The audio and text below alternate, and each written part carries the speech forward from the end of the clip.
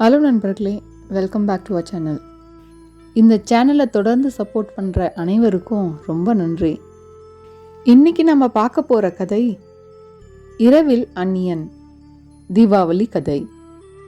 ஒரு நாள் ஒருத்தர் ஒரு அந்நியர் காசி யாத்திரை போகலான்னு கிளம்புனார். ஒரு நாள் மாலை ஒரு கிராமத்தில் போய் சென்றடைந்தார்.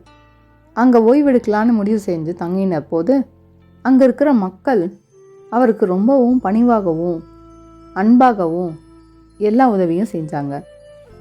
அந்த மக்கள் அவருக்கு சாப்பிட்றதுக்கு உணவும் இருக்கிறதுக்கு ஒரு இடமும் தந்திருந்தாங்க. அடுத்த நாள் காலையில் அவர் அங்கேருந்து புறப்பட தயாரானார்.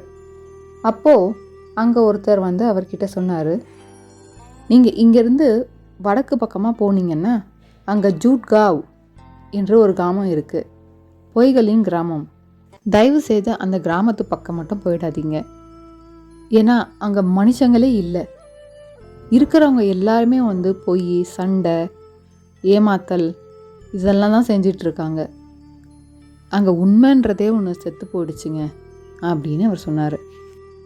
இதையெல்லாம் கேட்டிருந்த யாத்ரீகர் அவருக்கு நன்றி சொல்லிட்டு அங்கேருந்து கிளம்பினார். அங்கேருந்து கிளம்பி அப்படியே நடந்து போயிட்டுருக்கும்போது ஒரு கிராமத்தில் போய் சேர்ந்தார். அங்கே போகிறதுக்கே மத்தியானமாக ஆயிடுச்சு. அவர் ரொம்ப டயர்டாக இருந்ததுனால ஒரு மரத்துக்குள்ள ரெஸ்ட் எடுக்கலான்னு நினச்சி ரெஸ்ட் எடுத்தார்.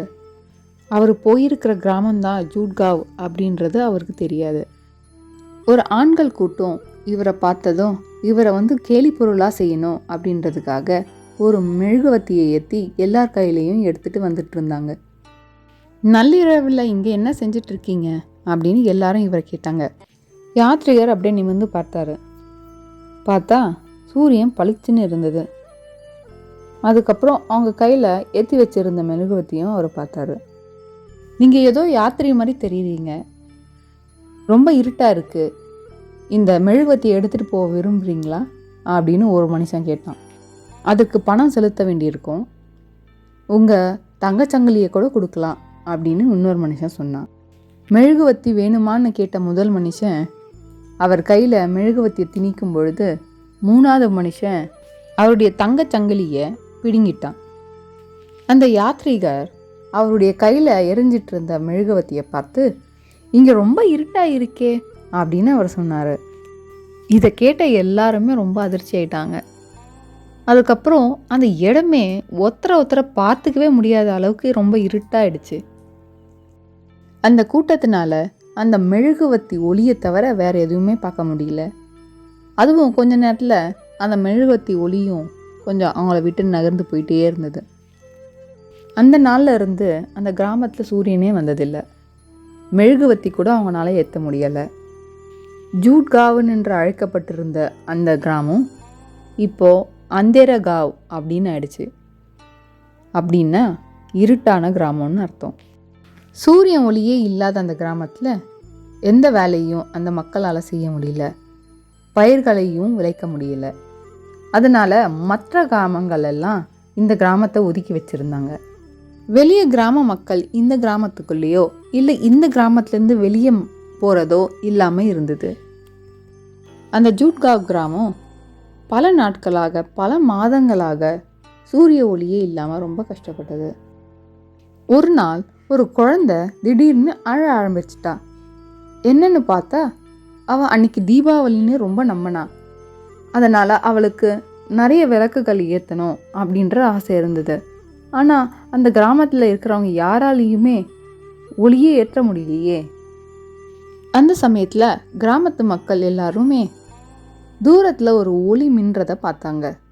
அது போக போக கிட்ட வரதையும் கவனிச்சாங்க.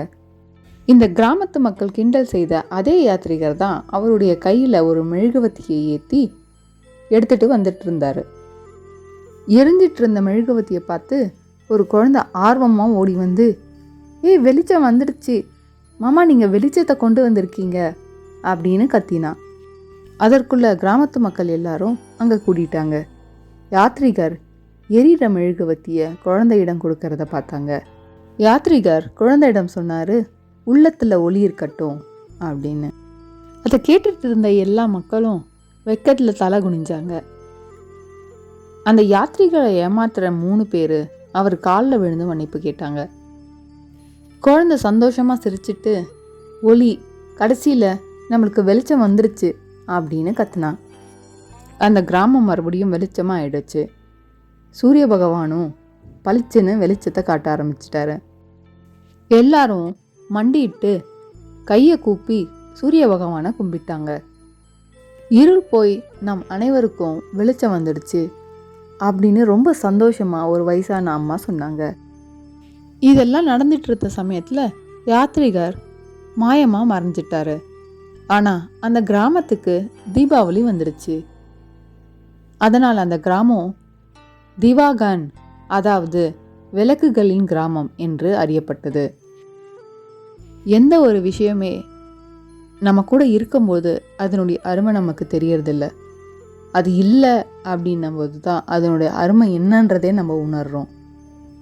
அதனால் என்ன இருக்கோ அதை வச்சு ரொம்ப சந்தோஷமாக இருங்க. மற்றவங்களை ஏமாத்துறதோ பொய் சொல்கிறதோ இதெல்லாம் எதுக்காக? கொஞ்சம் யோசிச்சு பாருங்க.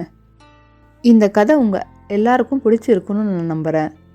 இதே போல் பல கதைகள் நான் உங்ககிட்ட சொல்லலான்னு இருக்கேன். இந்த சேனலை மறக்காமல் லைக், ஷேர், சப்ஸ்கிரைப் பண்ணுங்கள். அங்கே இருக்க பெல் ஐக்கானும் கிளிக் பண்ணுங்கள். அப்போ தான் நான் போடுற கதையெல்லாம் உங்களுக்கு நோட்டிஃபிகேஷனாக வரும்.